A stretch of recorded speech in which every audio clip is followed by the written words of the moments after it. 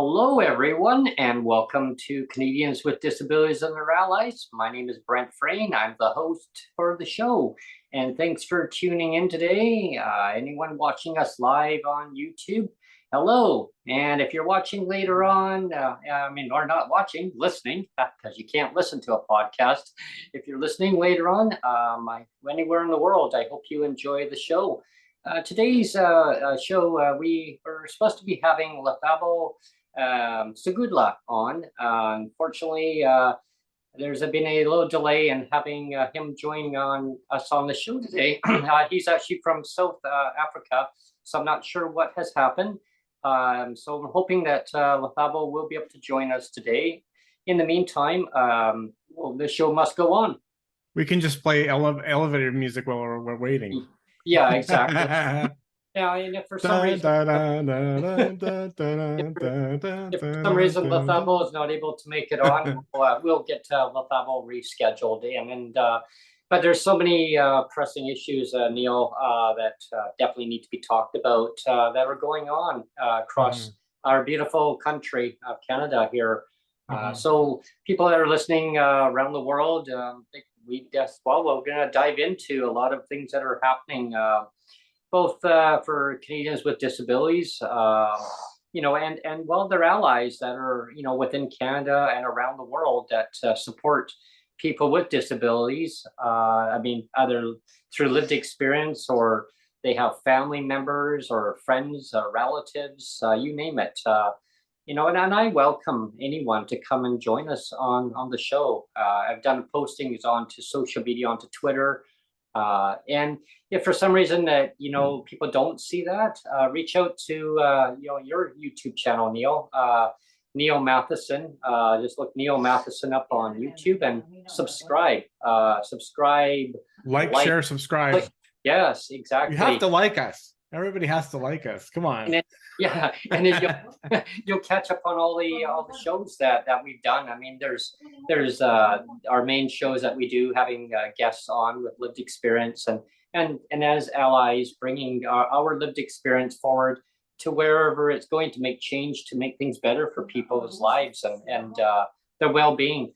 And also, I have the Breaking with Brent segments. I love doing those Breaking with Brent segments. They're a little bit more serious of current events that are happening, either politically, or I talk about food banks, about or grocery shopping, about the high cost of food. And we're going to dive into some of that on the show today too. We'll be talking about the high cost of food. And then your more relaxed episodes now, the coffee time are nice. The coffee time, the brand new segment that we kind of like the Brent as tourist vibe.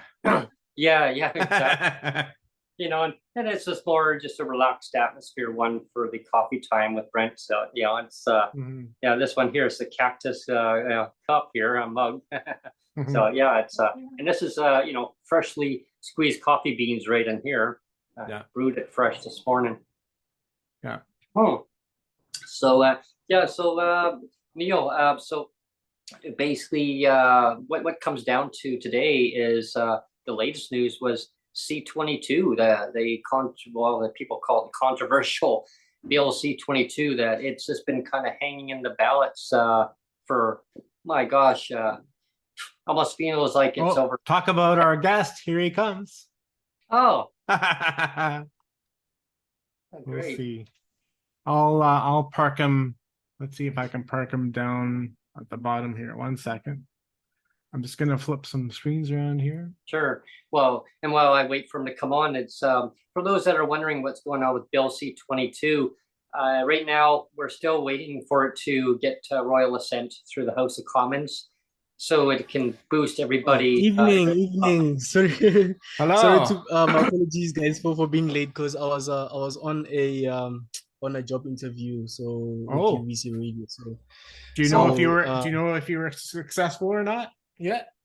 They say they will hear from they say they will tell me, but so I've already got the slot, so it's from Monday afternoon, I think from 4 until 6. So I couldn't do the thing, what you call the 3 hours, because like for me the 3 hours it's going to be a bit cumbersome because I have to help people. I mean, my little sister with homework and all this stuff, you know. So yeah. So they also told me that they will be placing me on three-month probation. Okay. Yeah, that's what they told me. Yeah. Okay. Yeah. Well, welcome. You're fashionably late, which is kind of cool. Yeah. Yeah. You're the first guest. You're the first guest to do that. So welcome, Lethabo.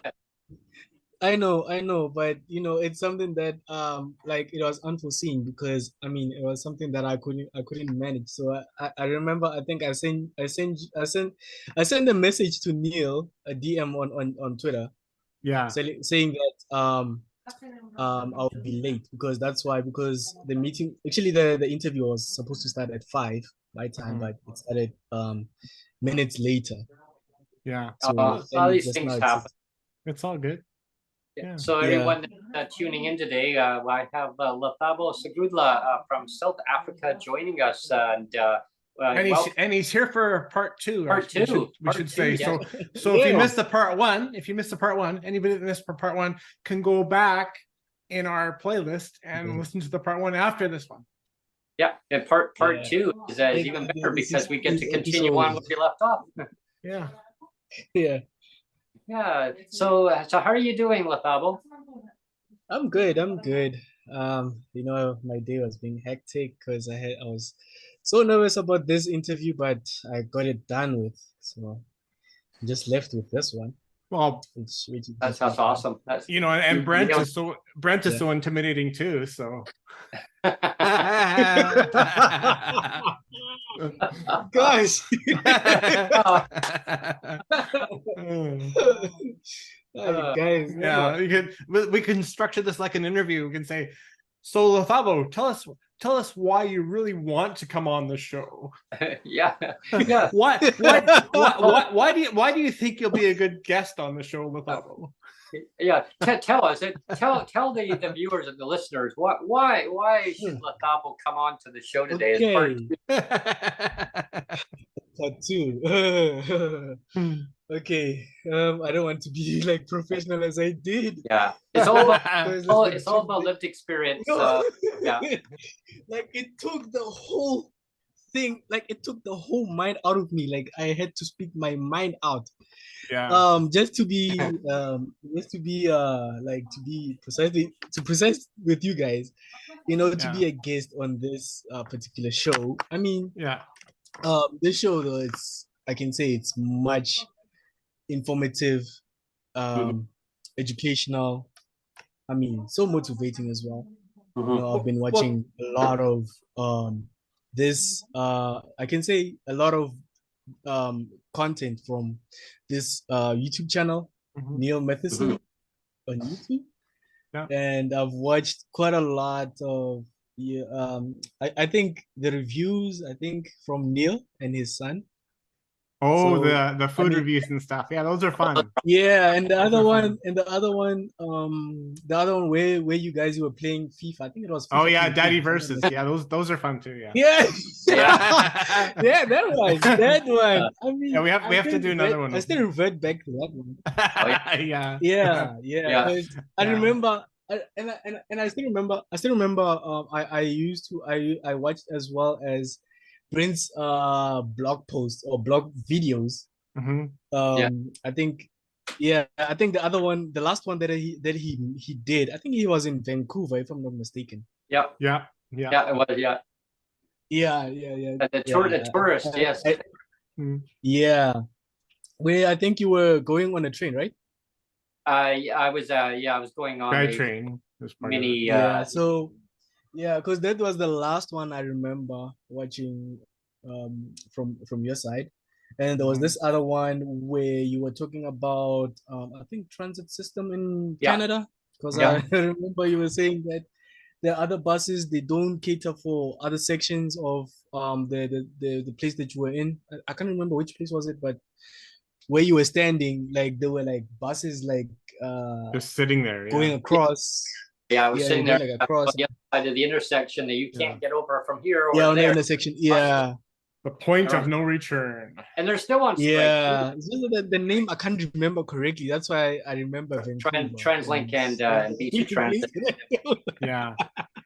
That's the only place that I know from Canada. That's one thing I can tell you. Yeah. Yeah, and then there was another segment too. I did too. There was a bunch of planes flying overhead, and I was talking about my home. And there's the other one. It was like coffee something. I can't Coffee remember. time. Coffee time. Yeah. I also watched that one. That's the new one. That's the new ones. Yeah. Yeah, that's the new one. Yeah, I remember. I was watching. I think 2 episodes. The last one. I think there's 3 now. There's 3. Yeah. Yeah. We kind of packed. We kind of packed in. We kind of packed in the save on foods. 1 second. 1 second. How do I mute myself here? Yeah, but we definitely we packed in a lot of stuff into those episodes, and which is I'm back. Which is good. What I was gonna ask actually, talking about employment, I think I've asked you this before, Lethabo, but do you disclose or do you not disclose on your job interviews? And when do you just disclose? Do you just disclose on your resume or do you disclose in person? You know what I mean by disclosure? I disclose on my resume, but when it comes to interviews, I don't. You don't disclose on, especially when it comes to radio. When it comes to radio stuff, like especially with this one that I was doing right now, I didn't disclose anything. Was it face to face or just over the phone? It was face to face. This one was virtually. Oh, it was virtually. It was not face to face. Oh, okay. Okay. It was virtual. We're using Zoom. Yeah. Because that's always an interesting question. I mean, I used to disclose all the time. Yeah. On my resume, and then I thought, you know what? I'm not going to disclose on my resume anymore because it's just another way of people filtering me out before they even know me. So then I made a practice of not disclosing on the resume, and then disclosing fully on a personal interview, like face to face, because then you're in front of the employer, and then you can properly defend yourself, right? Like, well, they have a proper conversation, right? They have to take people for who they are. I mean, and not grade them on because of this situation or whatever. It's like they like who you are, and I don't think anyone should really have to really explain on a resume or an application of saying I'm a person with disability. Okay, well, so I mean you're just who you are. So if they're going to take you for who you are, then that's who you are. I mean, you can't change the fact. And that's the thing is it's in some people call it discrimination, right? Total. Yeah, true. But the thing is, here in South Africa, though, the one thing that they do is that, what I can say is they just want you to disclose everything. Like when it comes to like job employment, they want you to what do you call this? They want you to how can I put this? Like they want you to tell them or maybe just give them the what do you call this? Like your doctor's letter, just for them to know like how this person is and all that stuff. Even on your resume, you have to disclose what is your disability, and sometimes also on forms they do that as well. we've talked about Brent and I have talked about when you disclose on the form every month. It's like, when's the last time you were in jail? Yeah. to get your monthly support check. It's When like, were you last incarcerated? Have you been incarcerated? Like, yeah. So every month you have to fill in that, say, no, this month I wasn't in jail. No, I just feel secluded within my community. I feel like let me out, please. Yeah.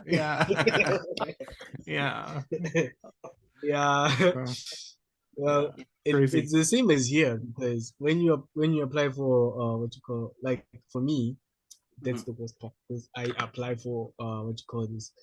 I apply for what do you call this now?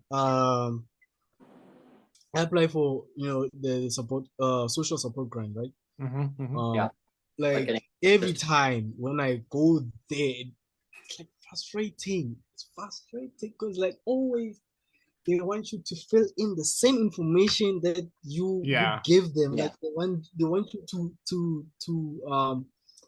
fill in the same thing, and I'm like over and over again. Yeah, because even and next it expects the same results. Yeah, and for me, the worst part, and which is I'm a victim also when it comes to that, because every time when I have to go to the doctor, they check my eyes, they check my. Are you still blind? Anything changed? There's one. Yeah, there's people that are amputees, and they're like, do you still not have a leg? Like stuff like, I mean, why would you need to do that like constantly? Like, yeah, I still don't have a leg, or I still don't have an arm, or whatever. It's like, it's stupid.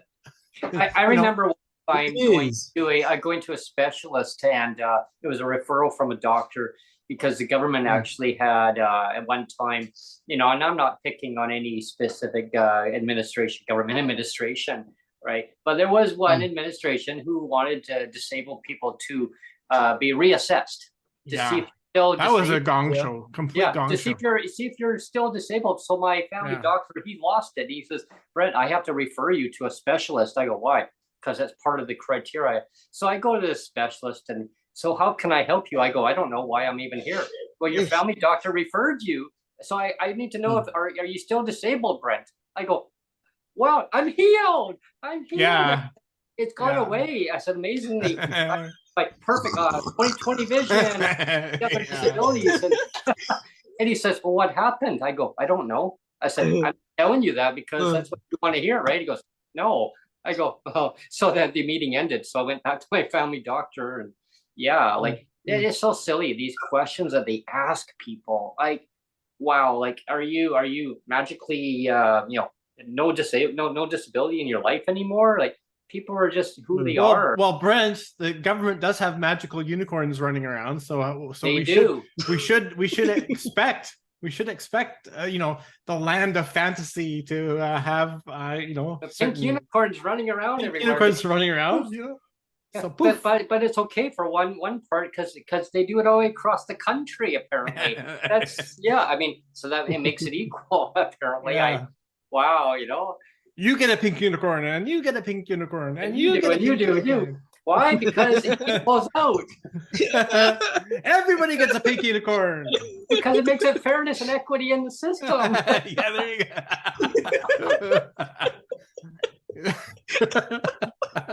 Share the disability around. I mean,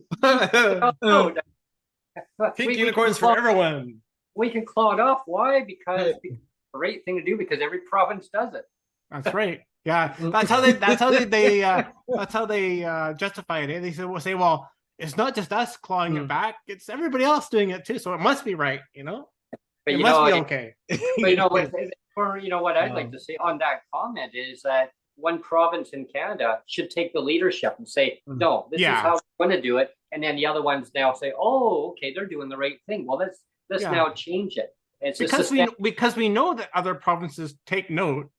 Oh yeah. So let's have one of the provinces step forward and have the gumption to actually say, you know what, let's do the right thing for once and get rid of these clawbacks. They said they were going to in 2017 election, like I've said before, everybody and their dog said, "Oh, for sure, we're gonna get rid of the clawbacks." Everybody and their dog was saying it. Oh yeah. And then it's like, oh, now we have insomnia. We can't remember that we said that. Sorry. or just give them back their bus pass. I mean, it's the most basic means of transportation. But they got rid of the computer, Brent. And magically, it's broken. It's broken. It was destroyed by pink unicorns.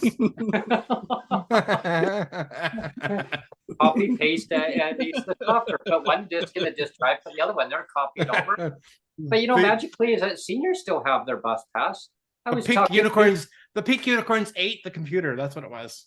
There was a lady who got on a couple of days ago, yesterday in Victoria, British Columbia. They had free transit for the day. It was environmental day. It was clean air day. It was, I never used the transit yesterday. It was just really hot in here, so I just didn't go anywhere. But they had free transit. But even if they didn't, a couple of days ago, actually 3 days ago to be exact, I got on the bus. I had to do some shopping locally at a local store, pick up a few things. And there was a senior who got on the bus and was talking to the bus operator. And so this is interesting part, Lethabo and Neil, is so I heard from a distance, and my roommate Sonia, she was carrying a bag and I was carrying a bag and groceries, and the bus driver, the operator, he says, he says, yeah, I see you have a bus pass, you have a card, it's a different color. Yeah, I saw a couple of people got on with a different color just before me. And he goes, that's right. How come they have the different color than me? Because it used to be the same color. Oh, well, because they have the option of having a bus pass or not having it, opting out and having $52 or having a bus pass. She goes, well, I just get one bus pass. I pay $45 a year. She said, it used to be that way. Why did the government change it? He goes, I don't know. I just drive a bus.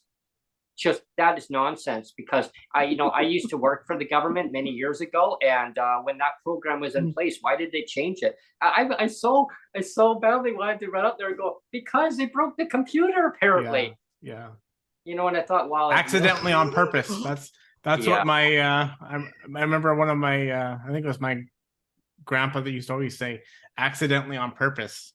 But it's only for 65-year plus that get those bus passes. Everyone else has to choose. So I don't know, that's one of my pet peeves, that just give everybody keep the 52. Just give them back their bus pass. If they use a bus, great. If they don't, they still got ways to get around with taxi or whatever they want with that other money, or buy groceries. And I think, Lethabo, were you saying in South Africa that the is the transit system fully funded, or is it paid for by tickets too, like by bus fare, or is it more funded by the government? How does that work in South Africa for you? Well, okay, just to answer that, when it comes to our transit, it's more likely. Yeah, actually, it's more like actually I can say it's more likely funded by our our municipality.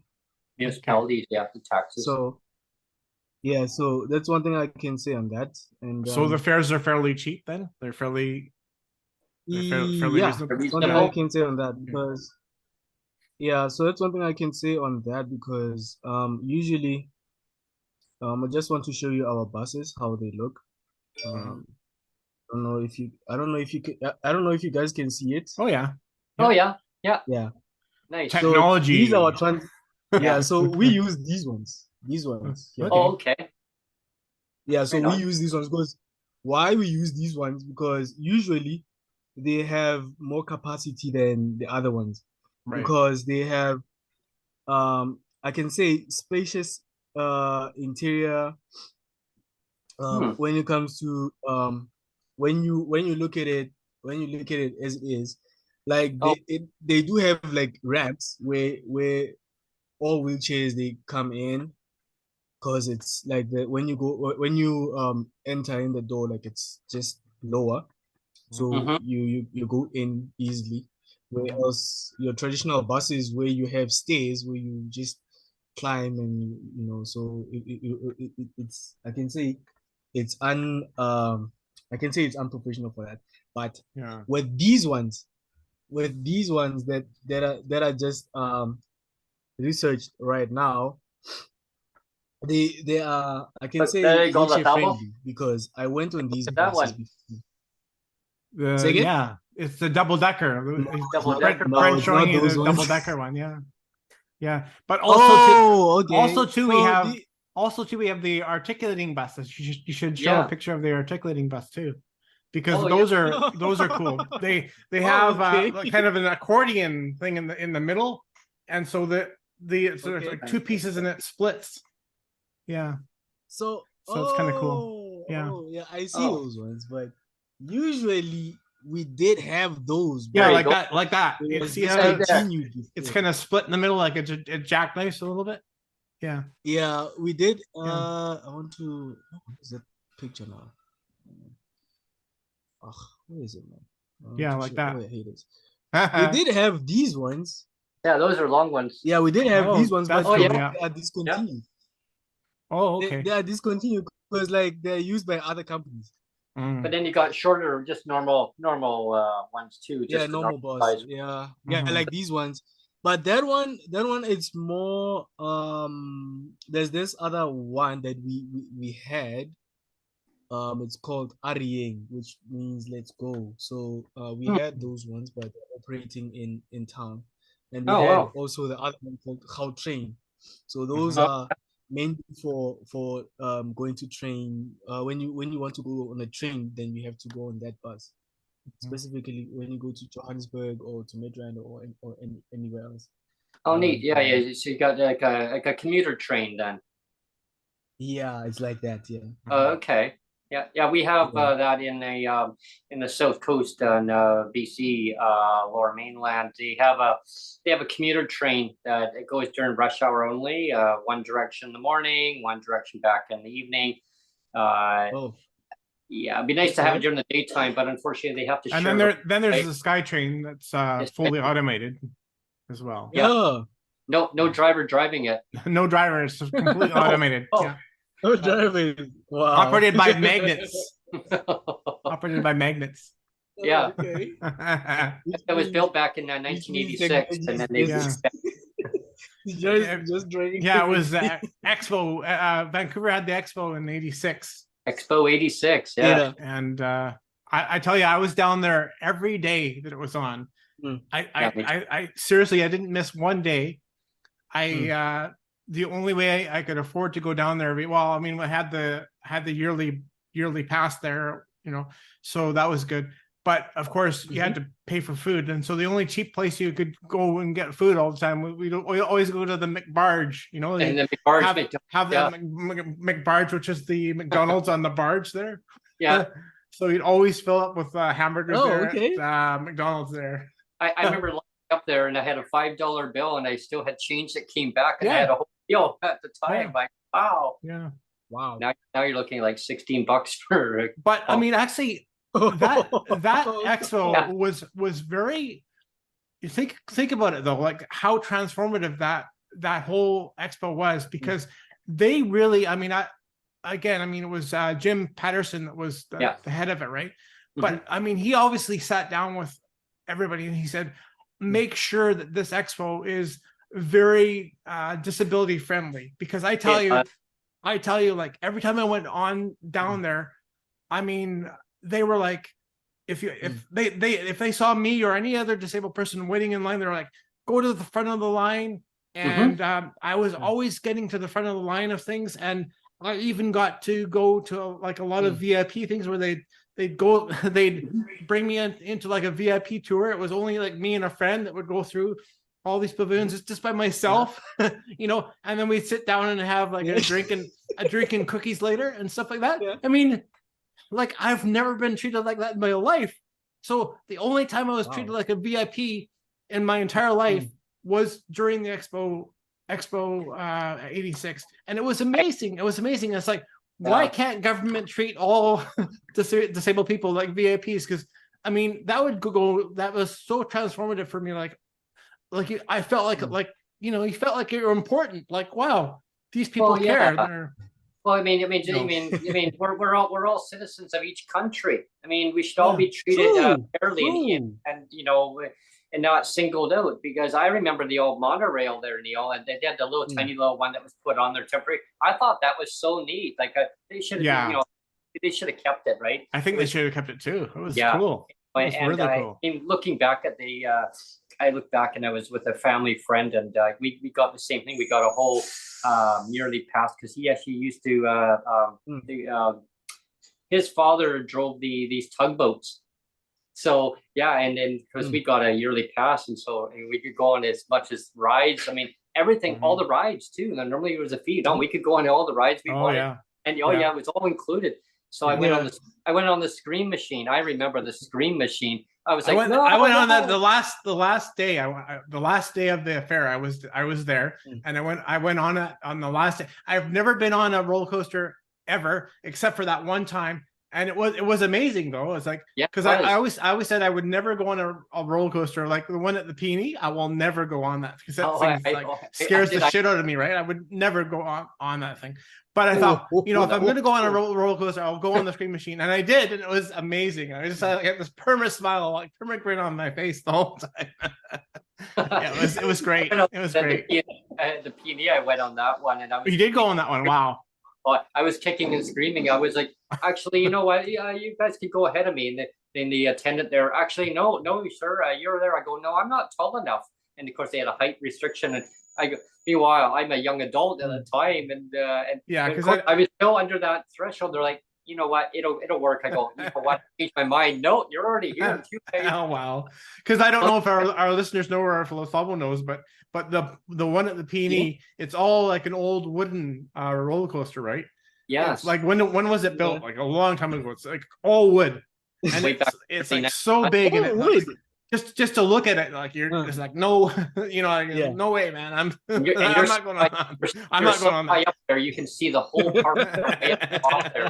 And at first, you know, you're climbing up an incline. You're just kind of going up on an angle, up and away, and then you get to the very top, and then you can see the whole park. And then all of a sudden, boom! You look down. You're like, oh, yeah. Make sure you don't have again before you go down, right? Yeah. What goes up must come down. Eh? Well, yeah, pretty much. Well, for me, I haven't even enjoyed a roller coaster. I haven't been on a roller coaster before, but I've seen one guy. I was watching a YouTube video last night. Like seeing this guy. Like he just built a roller coaster rack, actually a rail, not a rack, a rail out of plywood and some stilts. Also, he also did what you call this? I think it's a chair or something like that. So he did it out of plywood, plus he added some pure leather. Like I think it was a red leather, if I remember correctly. Because the time when I saw that, I was like, this guy, how can he build something out of wood? And then when it rains, what's going to happen? Because all the mechanisms are going to be affected. So because it's because of like it uses electricity and all that stuff. So I was just even thinking about that.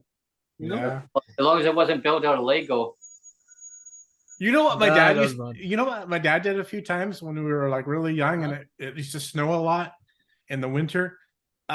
He would take snow and start fashioning like a toboggan run or whatever, or what do you want to say, like a luge run. And he would build it. He would build it from the roof. And he would like fashion this thing from the roof, and it would, and all the way down to it's into the yard, and like he would all like freeze it up, and it was all this like the solid block of ice, and it would from the roof, and he'd all the way down to the yard. It was really cool. Yeah, really, really cool. Yeah, we had this one. It was a really cold winter one time, and my mom had kind of a slope in her yard. It was like a little hill, and so we would just compact all down all the ice there, and just go right down these little crazy carpets, and then you'd slide right down. And then I had it set where a little ramp of ice, and my mom got so mad because she said, "What are you doing?" And I kept pouring water there, and it would freeze up, and then it kept compounding it up. So I built up like a little ramp right up to the front door of the house. make the channels go so that I don't open up the front door. Ooh, right down that way. And I thought, oh geez, Brent, I hope that this works, because otherwise I'm gonna hit the wall. No, right into the door, right inside. Yeah, Yeah. all fun time. Yeah, That's funny. yeah, it was great. And Oh, but sorry yeah, about that, guys. I was just yeah, I but was just answering lived one of the. experience, right? It's all about different times in life. And you looked at Mhm. all the experiences of what, what all the enjoyments that Yeah. as a disabled person that you can do, but enjoy Yeah. different things. And Neil, like you made a good point on that. Is like as a VIP, like a very important person. Like I mean, as a being told that, hey, just go to the front of the line. I mean, of being just kind of respected of who you are, and that kind of goes for you. Same thing with Lethabo. Like it doesn't matter who it is in the world. Like just because a person has a disability, Yeah. it shouldn't be singled out at any time or thinking, oh, they're just third class citizens, or you know what I mean. Like just everybody should be treated fairly, and I mean given the proper resources, everything that they need, just like True. everybody else. True. There's nothing different. No fault of a person's of True. them. I mean, they're born with it. They can develop a Yeah. disability, and they're just a person. I mean, yeah, nothing changes. Like, and and recognizing who the person is. And I mean, everybody, their life shines. It shines of who they are, their True. personality. It brings out all the awesome things of who they are, and that's what I loved about having like you on it as the guest part two today, and anybody else joining on, like talk about your life. Let's hear Yeah. your stories. And like, so growing up, Lethabo, I know we didn't cover Yeah. this last time, but growing up, like Yeah. how did you feel of like in your community? Like were you treated fairly, or like were you singled out because, oh wow, Lethabo's got a disability? Were you treated differently, or were you just accepted on for who you were or who you are? Just to answer on that. I mean, do the I best can you say can with that. I mean, if you don't feel yeah. comfortable, that's Well, okay. what I can say is, as people, sometimes people they lack knowledge because when a person has a disability it becomes a problem, and they don't understand that a person when this person has a disability, it means that person, his body or her body, it has a deformity or something like Mhm, that, you know. mhm, So usually I would say that when a person has a deformity, then you have to understand that this person has a disability. It's either in the inner part of his body or her body, or outside, which is physically or non-physically. But people sometimes they don't understand, So well, for me it was different, because for me it was I can say it was more of being singled out, you know, just just not understanding the the dynamics of being blind or visually impaired, because at the time technology was not there. Like now we can use internet to connect with other people from around the world, but before then, you would use your own your home's telephone, to connect with people. But now, at least now, people they starting to show some interest when it comes to people with disabilities. But before, I can say back then, they wouldn't even understand. They would just say this person is bewitched or whatsoever. And people, black people here in South Africa, actually in Africa, they like to say stuff that are not even considered to be there, you know. So sometimes they just don't understand, or they don't have enough knowledge about certain stuff, because now, since we have a lot of how can I put this, like a lot of like organizations, mhm. obviously that's when obviously they start to understand that they have to understand, like, how a person living with a disability, how how does this disability affect them or impact them in their lives, because employment, it's rife this time around, because even here in South Africa, a lot of people, they don't get jobs. They resort to other things like starting a business. You know, even because lucky for me, I'm in the entertainment industry, so just to get myself there, I had to humble myself when it comes to certain stuff. Because back then it was something that I've never usually did or never exposed myself to. Mhm. Yeah, and it's all about acceptance of what you go through, and what governments and organizations and just people in general of it, just accepting a person for who they are and understanding of what you go through. True. And it's so important to just take the person at face value, like of their disability, of just listening and understanding of what they're going through, and just being being there as the voice of the ear of listening. And it's all about communication, right? Yeah. I'm on Strata Council here. I'm the vice president this year, and I always have interruptions with crews coming and stuff like that, so I apologize. But what I was going to say is, we were talking about VIP, and it's not to say that, that I'm expecting, or anybody should expect, like this preferential treatment all the time, but it really is amazing if you have this kind of default attitude that, you know what, you're going to treat people with respect. You're going to treat them like they actually matter. You're gonna go like a little bit of a step above, True. because it really was an amazing thing to, like, every time I went to that fair, I just felt like a million bucks all the time. I was like, wow, somebody really is plugged in, and they really are caring about me, and like making sure I have a really good experience. I mean, and I don't think it would. I mean, everything always comes down to money with the government, right? But I mean, we talked before about, wouldn't it be great if the government would, provincial government that is, would come up with a ministry that's just devoted to like a ministry of disabilities. Oh, with disabilities. That would transform the whole thing, I think. It was that way temporary, only for a couple of years, I think it was.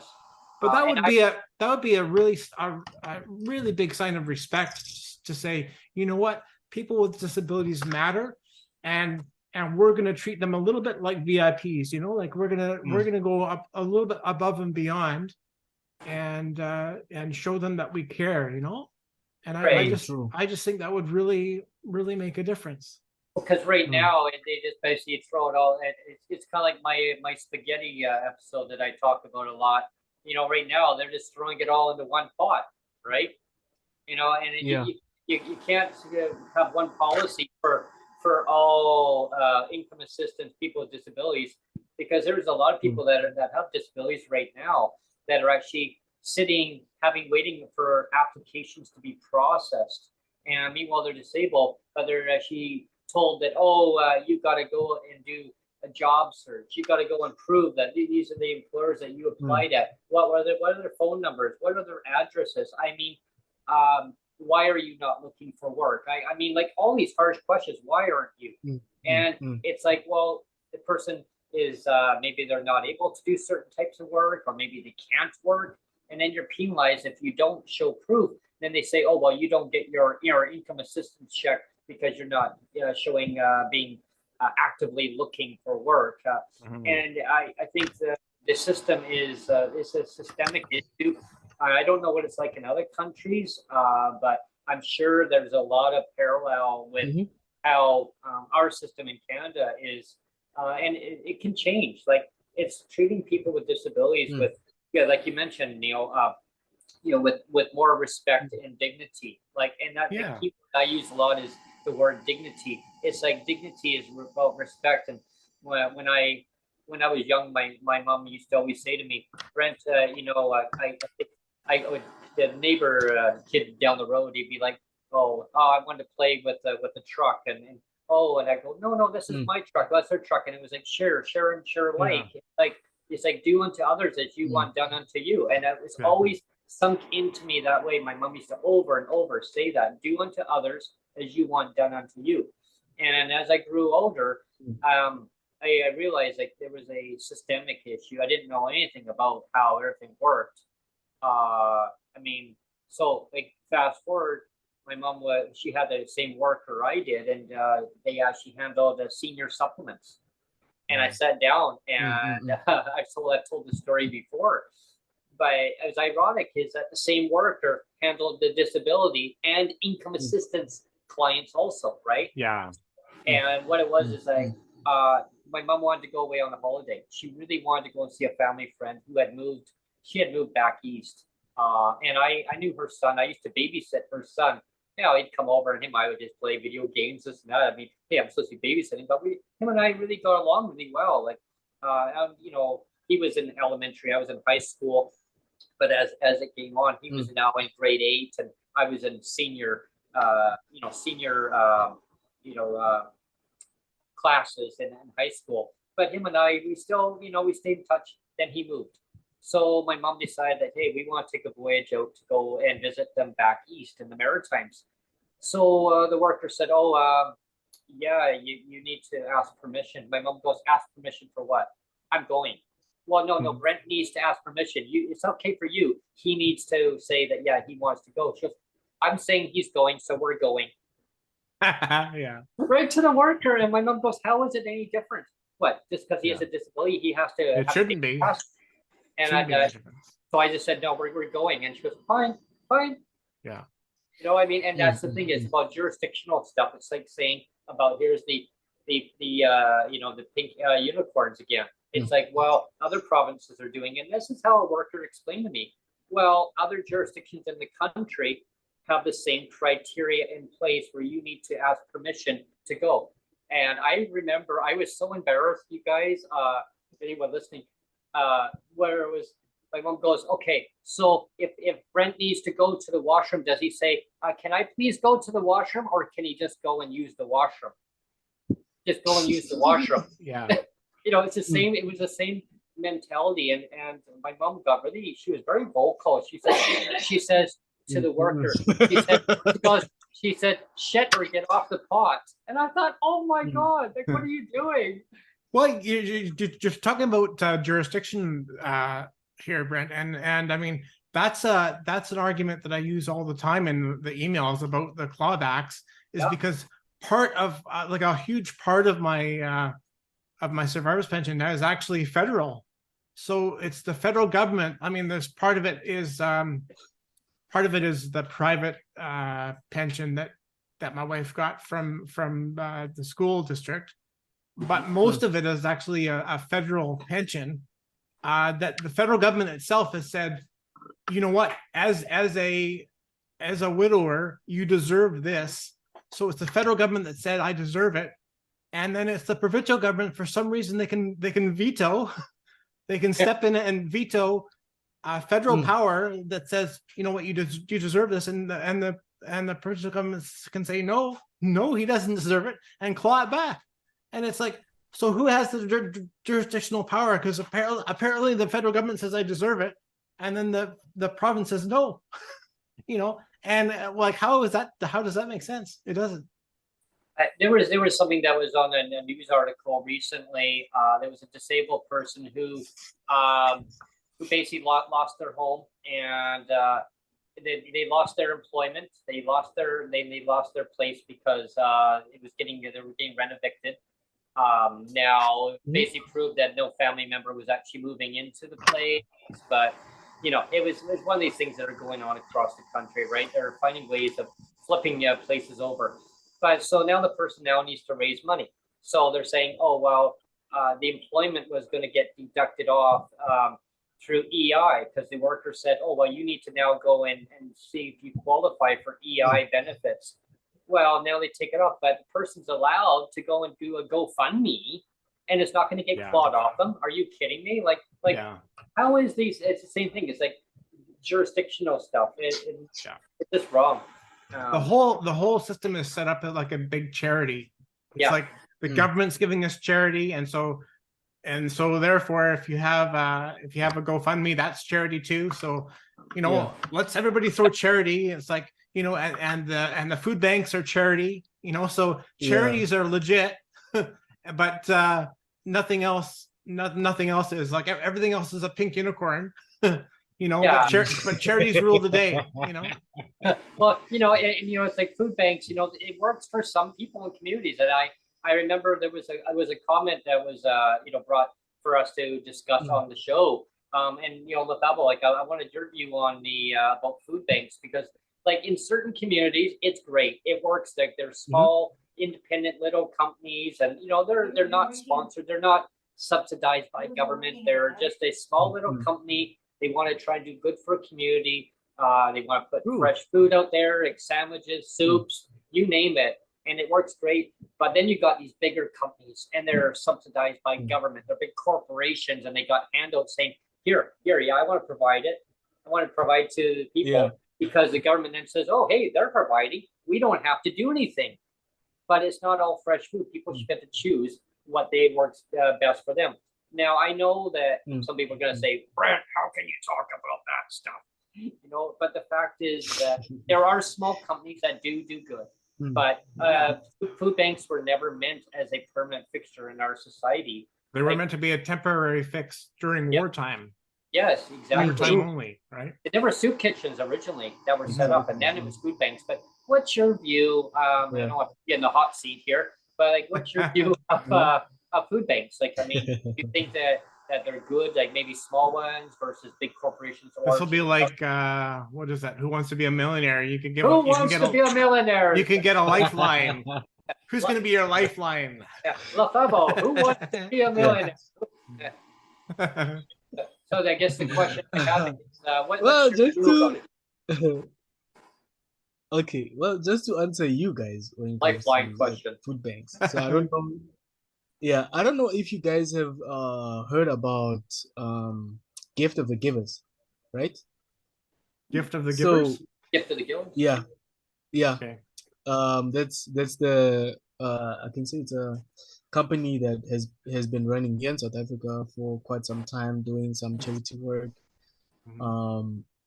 Like delivery, like I can say delivering assistant aids to other countries, and even here in South Africa, they've done quite a lot. So I can say they're big. But when it comes to like small organizations, I know one here where I live, which I'm a part of. It's been a while since I haven't been there, but I know I have been helping them. I think in terms of when it comes to when they were doing some food handouts, if I remember correctly. That was the beginning of this year when I went there. I went there just to spend a day. All of a sudden, they just called me like, "Look, there's a big truck there. It has containers full of food inside." I was like, "What?" And it was like big containers, black ones, and they were like heavy, you know. So when it comes to that, obviously, okay, fine. They said no, we have to give these kids food, and like not only kids, but the whole community. We had to give them food, and for children, for school children, they had to do them. They had to help them with necessities like iron their school uniform, cover their school books. What's the other one? Clean their school shoes, like put on some black polish just to make them clean and shiny and all that stuff. So that's the one thing that I remember. And last year, there was this other one that I also that I can recall. They also made, I think yeah, they also organized in if I remember correctly, it was a men's conference, if I remember. Then they told me like, okay, you have to come. All of a sudden that day, before that, actually it was a Saturday. there was like a Christmas party where they said, okay, fine, can you help us out with setting up the gazebo? I was like, whoa, guys, this is huge. Okay, fine, I helped them out. Then I had to help them out with the other stuff like setting up the swimming pool, not the ordinary swimming pool where you just pump it with hot air and all that stuff. There was this other one where you have to assemble it Oh, with okay. like, yeah, you have to assemble the whole thing. But the thing is, I didn't have any idea how to do that, you know? Right. So there's this other guy, he came to me. I can say he's a colleague of mine as well. His name is Lewis. So he came to me, say, like, look, bruh, like in my language, it was like, okay, riraso, rirabia. I was like, okay, fine. You know, like we're doing like this and this and this and this. Okay, fine. Then he says, okay, try and just, let's try and assemble this. I was like, okay, fine. I mean, I didn't have any idea how to do it because it was the first time doing that. But the thing is, the main thing that attracted me to be in that organization is that I have passion of helping other people, because that's my other passion. Because I mean I'm passionate when it comes to helping people because Yeah. I mean I've never had a chance before to be in different organizations, you know, because being in different organizations, you spread your wings. Where else you can be recognized of, okay, where you have been, where you still have to go, and all that stuff. For me, it was something that I had to just normally do.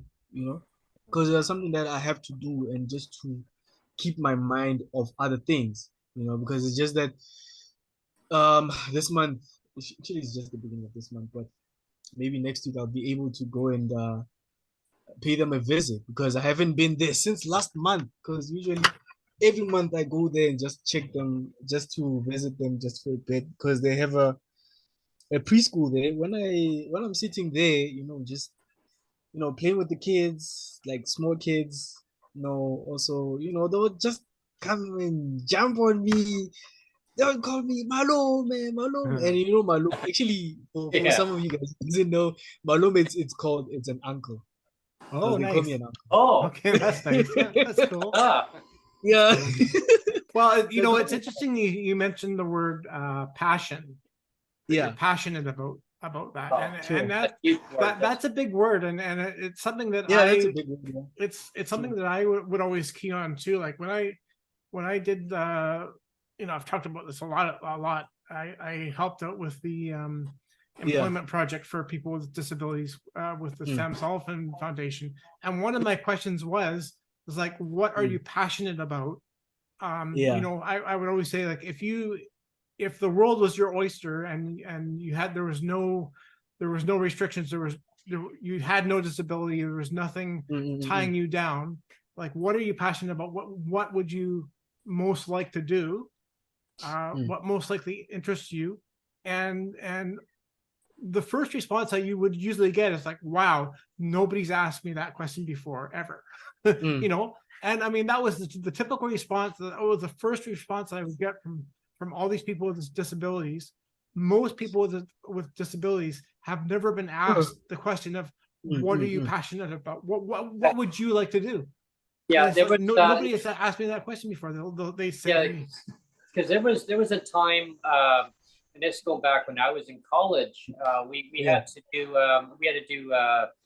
videographies. They call it videographies of ourselves, and talk about ourselves, about lived experience in life, what we've gone through, what type of disabilities that you have, and we just and we just had to be talking from our heart of who we are, and just pretending that we're just kind of looking in the mirror, but we were being recorded, and we got to be graded by our classmates, and they got to then look at it and pick away at the video, and there was no saying, well, there was right or wrong way, but basically saying, well, maybe you could have said it this way, Brent, or you could have said it this way. And it was building up our self-esteem. It was basically what it was all about.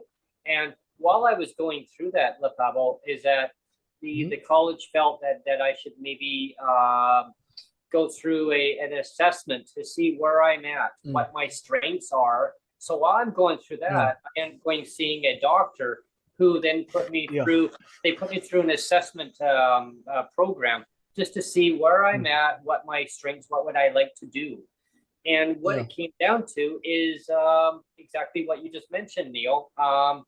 It's what would my passion, like what would you like to do, Brent? And it was actually, we were going through this in our class at the time, so it actually corresponded with it. And it was about PR, public relations, about bringing people together. And I didn't know anything about all that. I said, well, I don't know how to do that. Like, and this one doctor, as a conclusion, said about being a people person, being there for people, being an ear for people to talk to. Then maybe a big ear, being there, and I didn't know at the time, like, how do I do that? How do I incorporate this? And they give you down a whole bunch of different type of occupations that would, or things that you would be good at doing. Yeah. One was a radio talk show host. One was a communication speaker of a big events, bringing events and people together. Well, it reminds me. It reminds me when you came to me about you said, I want you to be the editor and producer of my show, Neil. This was way back. Was it January of 2020, right? Yeah, it was actually end of December. 3 years back. Oh, end of December. So it was December of 2019. Yeah, that's when you first approached me, and you're like, I would like you to be the editor and producer of my show, and I'm like, okay, I don't know how to do that. I don't know how to do that. Yeah, I don't know. I was like, I don't know how to do that. But hey, let's give it a shot. Yeah, we did. We just been flying by the seat of our pants ever since, kind of thing. So it's been fun. Oh yeah, wow. So about bringing people together, right? And it's just talking about, because I find that even people in my building, there's a lady who's in a mobility scooter. Same as what you have, Neil, and I don't see her very often. I don't know, like I know she apparently still lives in the building, but and it's like having her voice carry forward. And I see a couple of people at the bus stop, same thing, and I'm hoping that they're going to reach out to us to get us on, have them come on the show, because the same thing about talking about lived experience. And because what I'm hearing from a couple of people in my community is, they feel that the government doesn't care. That's what they told me. The government doesn't care about listening to lived experience because they have their own narrative, they said. There was a lady who lives in the same company building who I rent from, but it's managed under different agents. So I've run into her a few times, and she just wants to have a safe place to live. She wants to have enough income to basically get by. They want her to go into a community living scenario, like a living situation. She doesn't want that. She does not want that. She wants to have her own independence. So it comes down to listening to lived experience. What is it the person wants? Do they want to have cheaper rent? Yeah, I mean, who doesn't, right? Okay, so how do we work with it? Do you say, okay, well, in order to have cheaper rent in British Columbia, now I can't speak for other provinces because I don't know how the system works, but I'm guessing there's probably pink unicorns across, it's probably equalized, right? They know it's probably equalized across anyway. But what I'm saying is that listen to the lived experience of what the person's asking. They want cheaper rent. As we know, rents across this country and globally, they've gone up and up and up. So there's a long waiting list to get into subsidized housing. Now, is it that people want subsidized housing, like under government umbrella housing? No, they just want enough money to basically make the choice that they need for themselves. Now, I'm not saying that, speaking for people saying, no, Brent, I want to be under the government umbrella housing. Some people do, some people don't. What I'm hearing is that people want to have enough money to pay the market rent. They're comfortable in the private sector where they live. And I live in the private sector, and I'll I throw it right out there and let people know. I have a good landlord, but she knows we want to move. She knows we want to move to the community that I grew up in, that I'm familiar with. Sonia, wants to move there too. Her grandma and grandpa and her mom and dad used to go to the community. So same community I grew up in, and she is familiar with it. Why? Because transit's there, really good transit. Everything's walkable, just to get to all your amenities, grocery stores, community center. You got a gym there. You've got a rec rooms. You've got a walking area. The weather gets bad, you can go in a track area. Put some and that's important. Yeah, that's important to notice. That I mean, I think on your last video where you talked about wanting to move back to Langley, somebody said, "Well, I would like to move to Beverly Hills too," you know, and Right. It's like, well, you know, and that was kind of a dismissive comment because you know it's like Langley City is not Beverly Hills. You know, you're not asking for a big ritzy apartment. You're asking for basic accommodation, basic living, you know, like nothing. We're not talking Beverly Hills level of living, you know, luxury, you know, like a red carpet. Roll out the red carpet because here comes Brent. Here's the red carpet. Yeah, I mean, there should be basic housing available in every community. I mean, Langley used to be nobody used to want to live on Langley because it was so far out, right? It was so rural, like you know. And I at one time when I lived there growing up, we had no public transit. We had no transit to take.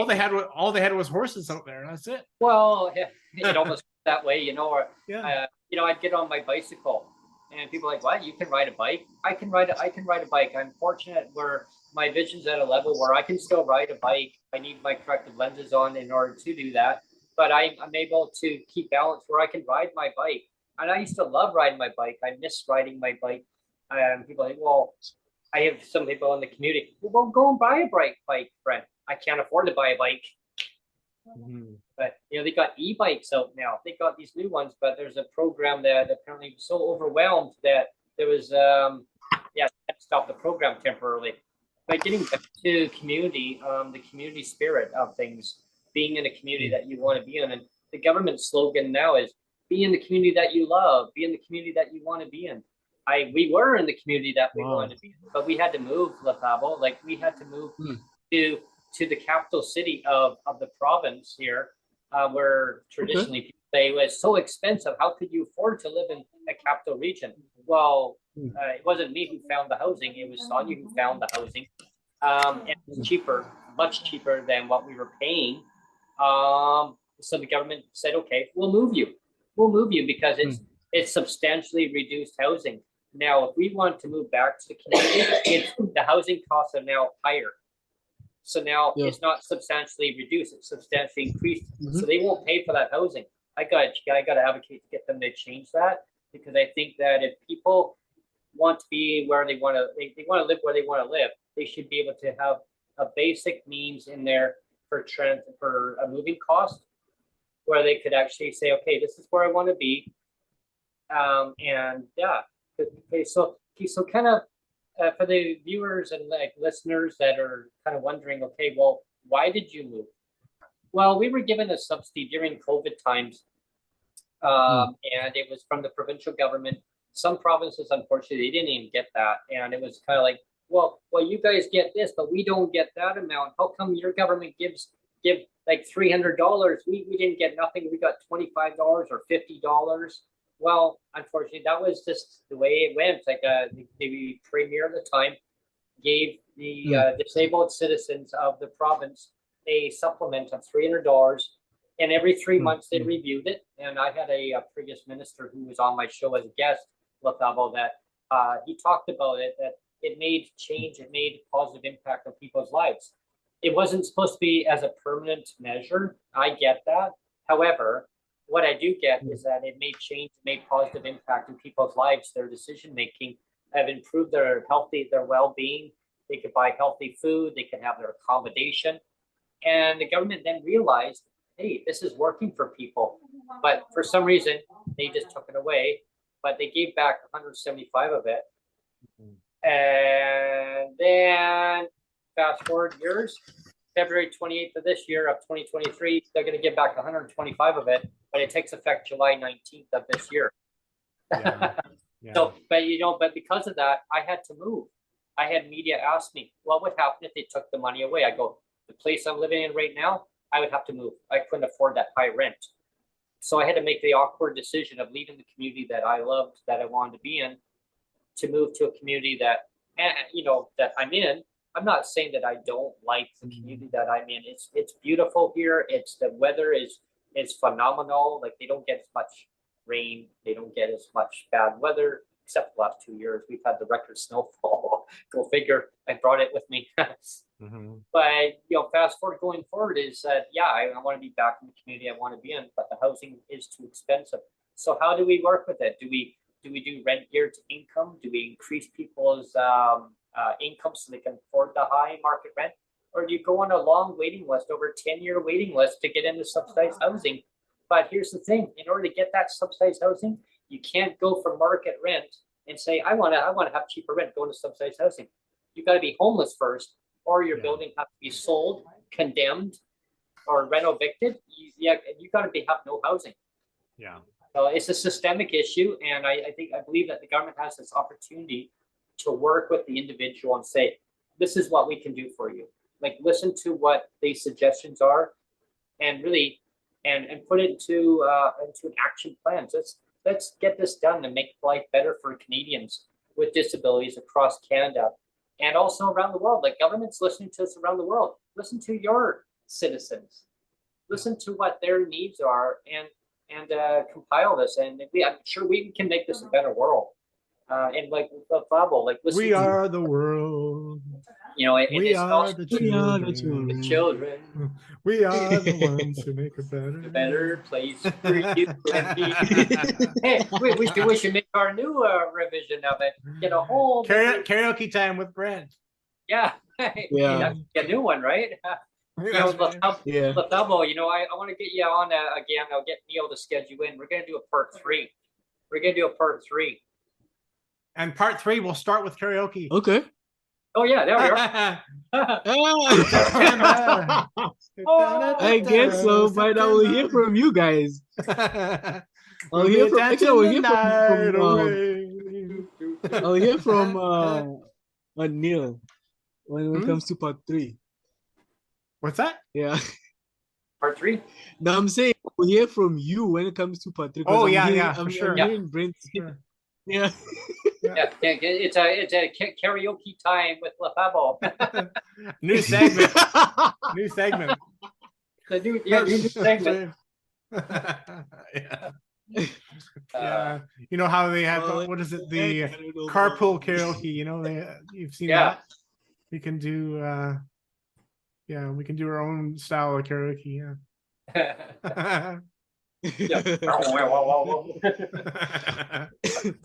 We could just tune up the theme song of it. That's right. Yeah. Come up with some lyrics for that song. Yeah. We are the world. Legislated poverty. Let's end legislated poverty. Why? Because it's the right thing to do. Yeah. Treat with respect and dignity. No more pink unicorns running around. Pink unicorns. And once upon a time, we had a pink unicorn. A unicorn. Once upon a time, we had a pink unicorn. And skip, poof. Now you see it, now you don't. Oh, this is why people tune in, right? They tune in to hear us sing the songs. Yeah. At the same time, we make it serious, but we make it fun, right? I mean, people say, well, how can you mock these things? Because they're so silly. These policies, they affect people's lives. They're so silly. They don't need to be there. There's the word ridiculous. Yeah. Then and the root word of ridiculous is ridicule. Yeah. The reason why things are ridiculous is because they open themselves up to ridicule, right? And I mean, and legislated poverty is one of them. and so that's why I always say like legislative poverty is ridiculous. Clawing somebody's survivor's pension away is ridiculous, right? Well, and the other one too is like if you keep doing the same thing over and over and over and expect the same results, it doesn't change anything. Exactly.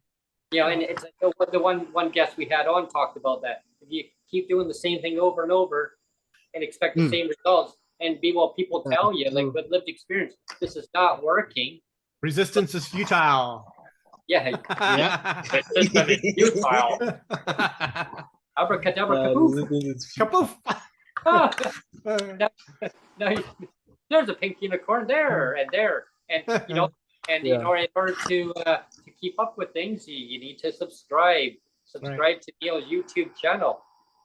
Subscribe, click, share, tweet it out if you want to. Love us, please.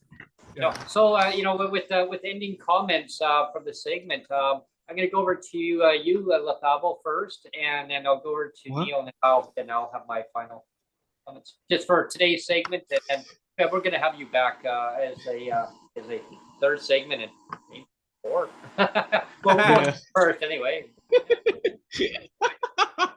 Karaoke time with Lethabo. Sorry, Lethabo.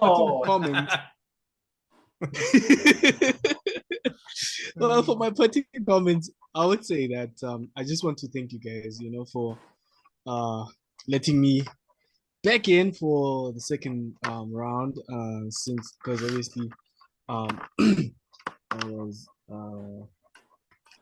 was late because of the what you call this now, the job interview that I had on Zoom, because it started around 5, but it took a bit longer. But I just wanna thank you once again, for letting me, or just I can say maybe just for booking me into your show and being. We're just hanging out. It's just kind of like we're all hanging out in a basement, right? Yeah. I can see it. It's a lot cooler. So I just thank you guys for that, because it's been quite a discussion from our first episode. I think it was episode 16 that I remember. So now, obviously, it's episode 24. 24, yeah. As I checked on my phone. So, so yeah, I just want to thank you guys quite a lot. It was such a hot discussion and fun moments as well at the same time. Because I haven't been in any other podcast ever. I have never ever been in another podcast. So, well, this is always fun. Yeah, it's always it's always a pleasure. I mean, having you come on.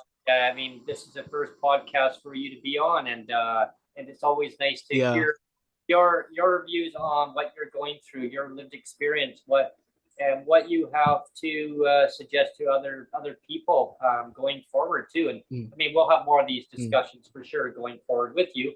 But what if you had anything to say right now, what would you suggest or like to say to other listeners or viewers watching or listening to it right now? How to have an impact on their life? Like what would you like to say? What would you like to say to them? Well, what I can see is, if you have a passion, go for it.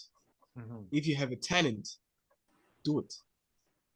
And if you love your passion, just don't give up on it. Just push till you get whatever you are desired to do.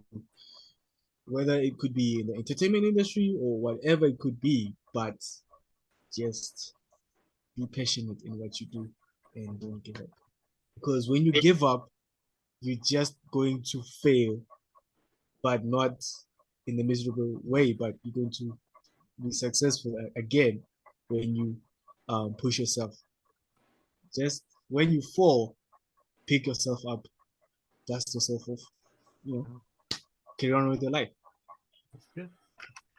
We can make a better place for you and me.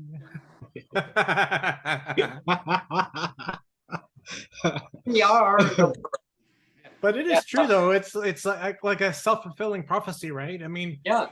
we've always talked about the systemic, the systemic legislated poverty that is the social assistance system. Yep. And Yeah, true. if you build it that way, They to will be come. discriminatory and to be systemically, to bring people down and to suppress people, that's what you end up getting, right? I mean, it's a self-fulfilling prophecy. So what I would say to government is, if you want people to be better, build a better system where you're not suppressing people, you're not legislating them. That's true. Yeah. And then you'll get the self-fulfilling prophecy of a better system, right? Yeah, Yeah. exactly. I mean, all these surveys that the government does too, telling them what they already know. Yeah. And these town hall meetings, I mean, they're great. I mean, sure, talk about lived experience, but they already know the answer. Yeah. I remember going to these town hall meetings, and a previous minister that I had on, and I always love having him on. And it's like over time, doesn't matter who's in government, you hear that frustration because they want to see it change. Like the person wants to. It's whatever's stopping the government from changing a policy. Yeah. Like the root of the problem needs to be changed, right? So it's not the person that's actually controlling that policy. It's like, what is the root of the problem, right? The root of the problem needs to be changed. So whoever's now administrating it can actually be happy. They can be excited, saying, "Hey, I'm now in charge of this ministry, and I'm doing the best I can to keep things going," rather than fighting with the system, because the system will allow that person to change, doing the best they can with it. And I've heard this situation echo so many times with different ministers over time. They get burnt out. They get frustrated because the system just won't let them change, or he or she won't let them change what they want to see changed. And they know over time it does need to be changed. And listening to lived experience from you and me and Neo and everybody else, it can change. The systems can change around the world. It's a better place for you and me. Because we are the world. I just want to we need to get our lighters out, do the lighter thing, and we are the world. We are the world. We are the children. We'll get our lighters. Place for you and me. Yeah. It was funny if we actually did a remaster of it and having because I wanted to ask something. Sure. Like in Canada, like do you I can say, like, do you guys like have like legislative events when it comes to like disability sectors? When it comes to what? I didn't catch the last thing. You kind of cut out there. No, I'm actually okay. Let me just rephrase the question. I was saying, in Canada, like, do you guys have legislative events when it comes to disability sectors, or public speaking, or let me say public hearing events? Oh, like where we can stand up in front of the government and stuff, you mean? Yeah, like that. Not a whole lot of that. That's a lot of it. You can make meetings. You could speak on a committee if you're invited to, or you tell them that you want to, rather than being invited. Say, no, I want to. Or you can do rallies. You can do rallies, and you can peacefully rally, standing up for what you believe in your human rights are. And I always encourage people to. I encourage people to demonstrate their what their rights are in a peaceful way, because there's ways of peacefully rallying. I mean, you see the marching in the streets and everything else blocking off intersections. And if it's already prearranged in communities, the authorities will escort you along if they know that it's a peaceful demonstration. I've seen it done, like even in Victoria here. they've actually had peaceful rallies, and then they'll go along, and yeah, nothing goes wrong. But then there's other times, unfortunately, there's gonna people that are gonna want to hijack these situations and have their narrative of going, well, just accept it for what it is. Just, take it for what it is. I'm like, well, if that's the case, then it becomes status quo, right? And I find that strong, because if status quo is not working, right? So we have to stand up, and how do we change the way that the systems are going now? It's from voices like you, Lethabo, like everybody, and saying, how can we make things better? And I was going to make this will be my last comment that I'll make, is that's one of the big reasons why you created the show you did, is because if you can't always go to the politicians, like you yourself, like invite them onto a show like this, right? Yep. I mean, you can't always go to the politicians, so have the politicians come to you. And this is why we have this show, is to have these kind of open discussions with politicians, but also people like Lethabo, where you have the lived experience. You're bringing conversations to, and airing them out. And whether it's a lived experience from just anybody like Lethabo, or from politicians, it all matters. It's all just bringing conversations forward, right? Well, having a discussion. Yeah, and hearing, from other previous guests too. I mean, the frustrations that they saw within the system, and like the system would let them make changes, or opportunities of saying yes, like it's a systemic issue. Recognizing that yes, things need to change, and going forward, with respect to within our province, Neil, is the minister now recognizes that yes, during different meetings, I've heard too, is that they recognize that the system's been broken for decades, and so they recognize that yes, there's a problem. So hearing voices going forward of consultations, which is great, but we need to have action plans to now let's modernize things. We can do it. I know we can do it. Let's just get it done. And then, remember what's that movie? Let's do it. Just do it. Just do it. Yeah. Right. It's all based on what are the voices going forward, and what we say we need to change, because we can make things, like I say again, a better place for you. And on that note, yes, let's get out of here. Okay, so everybody, subscribe to Neil's YouTube channel. Click, like, share it out there. Yep. So I just want to thank you very much, Lethabo, and we're going to reach out to you, and we'll have you scheduled in for part 3 coming up soon. And for everybody else, I want to thank everybody for listening today to Canadians with Disabilities and their Allies. I'm the host, Brent Frain, and I enjoy everybody's input on the show. So if you'd like to come on as a guest onto the show, reach out to send a direct message to Neil or myself, and we can arrange to get you scheduled in. So or just to our get, people. Yeah, for everybody, like you want to come on. If you're a politician, you're just or if you're if you have a family member who has a disability, definitely like reach out. So these are the days that are really preferred: Mondays, Tuesdays, Thursdays, and Fridays.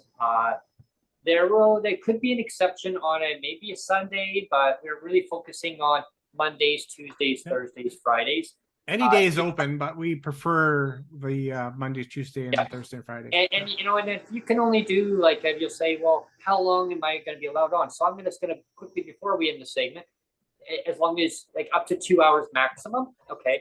But if you can only do a half hour, you can only do 15 minutes or a half hour, that's fine too. And so if that's the case, and if I got like 4 people in one day, like, and it's only a 15-minute segment in the morning, half hour, we can schedule people. Like, we can get you all lined up. So if you want to, here's another song. 4 hugs a day. That's the minimum. 4 hugs a day. $4 a day. Not the maximum. Not the maximum, and that's not the minimum. That's just whatever. You and me. So, yeah, and with all that note is just reach out. Like all seriousness, everybody. If you want to come on, reach out. We can make a program work for you and me. Thanks, everyone. Okay, bye, everyone. Bye, everyone.